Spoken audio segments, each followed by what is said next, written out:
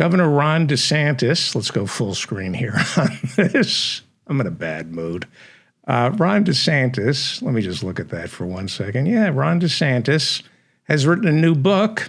And because it's for DeSantis voters, that means it's written for third graders, which is why Ron DeSantis stopped by Tampa Bay Public Library this afternoon to do a book signing and reading of his book for Drag Queen Story Hour. Well, let's talk about his book because it's doing really well. Congratulations. It's a #1 bestseller.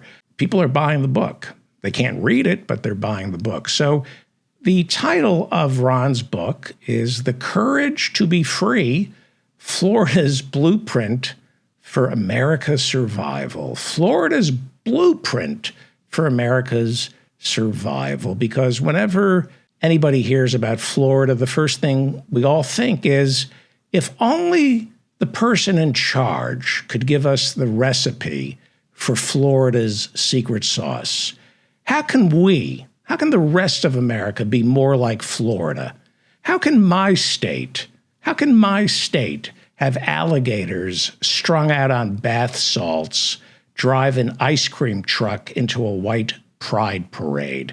How can we be more like Ron DeSantis, his great state of Florida? Give us the blueprint for America's survival, Ron DeSantis. Well, his book is being marketed to different parts of the country. So in South Carolina, his book is entitled The Courage to Be Free to Say What You're Really Thinking. And that's a picture, I believe, of the governor wearing a white hood over his head. Not quite sure why Ron DeSantis would have a white hood over his head. Is that a bondage thing? That makes no sense to me, no sense whatsoever. And in Texas, his book is being sold with the title, The Courage to Be Free Labor Inside Our State Prison System. The Courage to Be Free Labor Inside Our State Prison System. I see, because he's running in Texas, and Texas loves free labor inside their Texas prisons. Free labor in Texas. Their prisoners don't get paid. Texas has prisoners, I'm not making this up, who are literally picking cotton for free.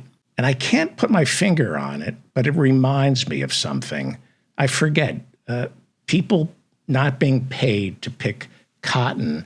I forget. It reminds me of something. It reminds me of something that Ron DeSantis doesn't want taught in our public schools. So it seems to have slipped my mind.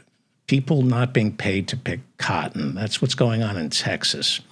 This is the book Ron will be hawking at CPAC this week. CPAC is meeting this week. The book is entitled The Courage to Be Free, From Blacks, Hispanics, and the LGBTQ.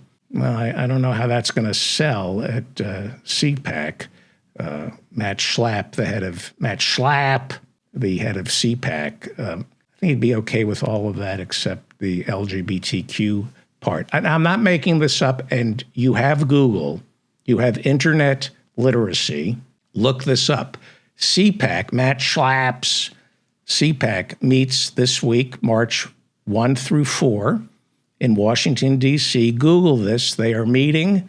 Matt Schlapp's CPAC is meeting at the Gaylord National Harbor.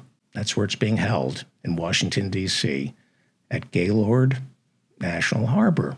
Gaylord National Harbor. Gaylord.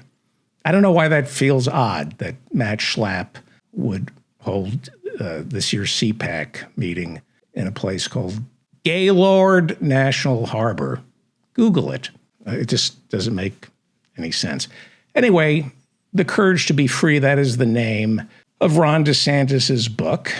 And people like him love courage. They do. He's a Southern governor, and his book is entitled The Courage to Be Free. Other Southern governors also had the word courage in their book. George Wallace, when he was running for president in 64, 68, his book in 64 was entitled It Takes Courage.